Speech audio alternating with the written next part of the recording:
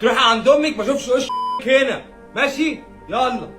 شتمها بألفاظ خارجة وتطاول عليها وطردها من بيتها. ده بيفوت جمالين 3 4. يلا خير. يلا مع السلامة. يلا يلا حبيبي مع السلامة حبيبي. اوعى ما تزقش. طب ايه كان رد فعل ام خالد لما شافت الفيديو ده اللي كان دايما جوزها بيهددها انه يرفعه لها على مواقع التواصل الاجتماعي؟ ايه اللي انت بتصوره؟ بصورك. ايه اللي انا بصوره؟ طيب. عشان بس ايه؟ تعالوا نشوف ايه اللي حصل. كل متابعين ومحبين ام خالد اتفاجئوا بخبر طلاقها من جوزها محمد واستغربوا جدا، والعديد منهم كدبوه وقالوا مستحيل ام خالد تتطلق من محمد، دول بيحبوا بعض جدا، وده اللي كنا بنشوفه في فيديوهاتهم. دي ليه الساعة 1:30 بالليل في الشتاء عندنا في اسكندرية في عز التلج عشان اغنيله وجايباها على كوبري ستانلي كمان عشان ابهريني. كنا في اواخر الشتاء. هات ايدك. قبل اللي فات. وبعد انتشار خبر طلاق ام خالد وجوزها قررت ام خالد تظهر بفيديو توضح فيه السبب وتأكد الخبر. اتكلم معاكم في موضوع مهم جدا جدا، فهتكلموا معاكم. الفترة الأخيرة أظن كلكم ملاحظين إن في مشاكل ما بيني وما بين محمد. أولا أنا مش بتاع الترندات، أنا الحمد لله اللهم لك الحمد أنا مش محتاجة إن أنا أعمل ترند. يعني أي حد فيكم هيكلف نفسه كده ويدخل على الصفحة عندي هيشوف المشاهدات بتاعتي عاملة إزاي. أنا الحمد لله مش محتاجة إن أنا أعمل ترند عشان أجيب مشاهدات. مش دي المشكلة.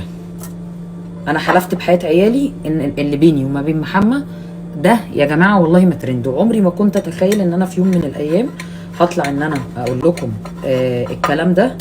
بس النصيب غلاب، يعني النصيب غلاب. احنا نصيبنا خلاص وقف لحد كده.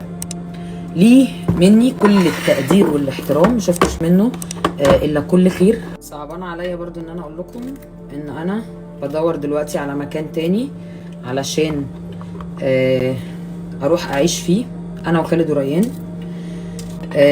مش طالبه منكم طبعا، انا استحاله ان انا عمري ما طلعت اتكلمت في اسرار شخصيه على النت خالص. فانا يعني محدش يقول لي ام خالد ايه اللي حصل، ايه المشاكل، ايه نوع المشاكل اللي ما بينك وما بيني.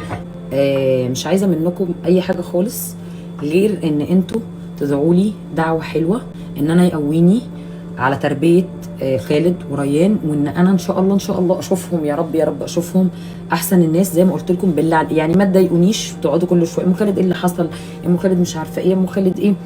لا مش يعني انا عايزه ابص اليومين الجايين طاقه ايجابيه. انا انسانه ضد الحزن، ضد الاكتئاب، ضد لا انا واحده بحب ان انا انبسط، ما بيليقش عليا غير الانبساط.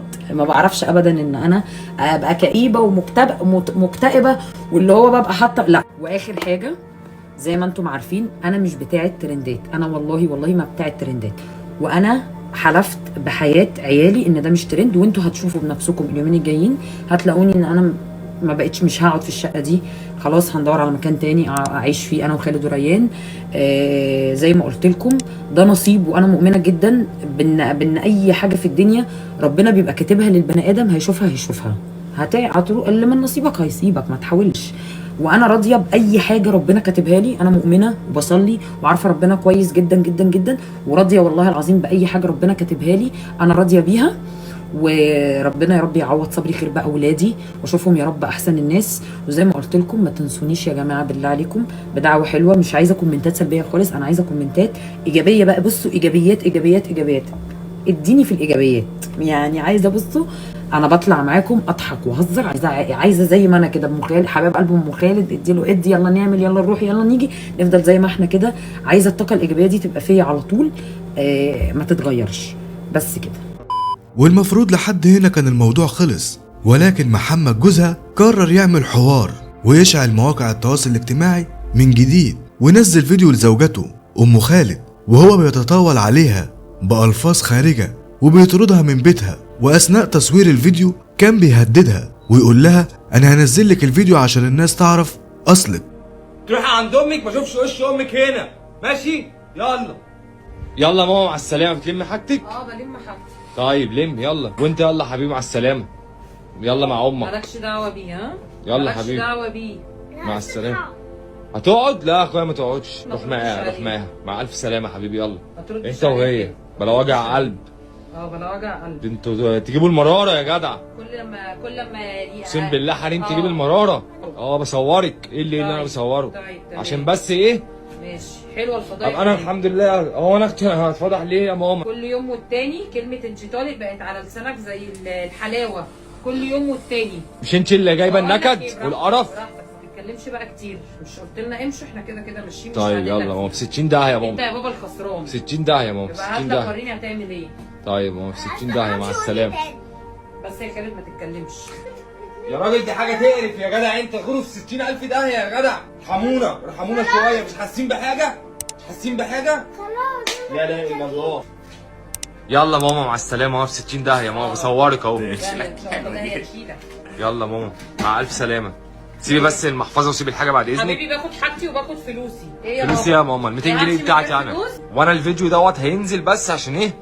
عشان الناس تعرف ان انا على حق حق على ايه؟ قدام ربنا. عشان انا ايه؟ عشان انت كل ما فيش انت واحده ظالمه. انا اللي ظالمه. انت واحده ظالمه وجحده. لما اجي المسك انت طالق. انت واحده ظالمه وجحده والله. طيب، تمام اهو. يلا ماما في 60 داهيه. يلا كده. ده بيفوت جمالين 3 4. يلا حبيبي مع السلامه حبيبي. اوعى ما تزقش.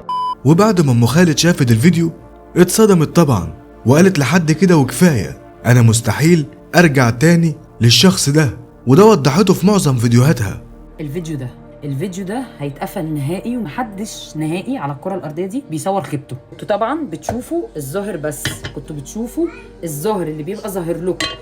انا عمري ما طلعت اتكلمت ولا هتكلم ولا عايزه اتكلم اصلا ولا هعمل في حاجه، لان ده في الاول وفي الاخر ابو ولادي تمام.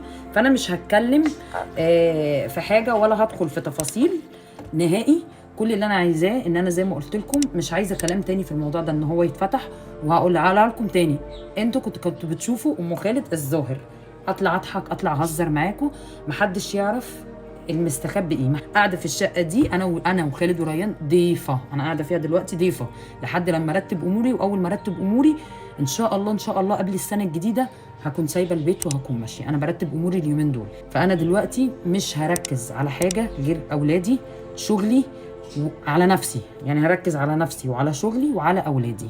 وانا واثقه ومتاكده ان انا ان شاء الله ربنا هيعوض صبري خير في اولادي. هو ابو ولادي، فانا مش هطلع اتكلم في اي حاجه نهائي. ليه مني كل التقدير والاحترام. وعايزه بقى كومنتات ايجابيه يا جماعه، كومنتات ايجابيه، مش عايزه كومنتات سلبيه خالص.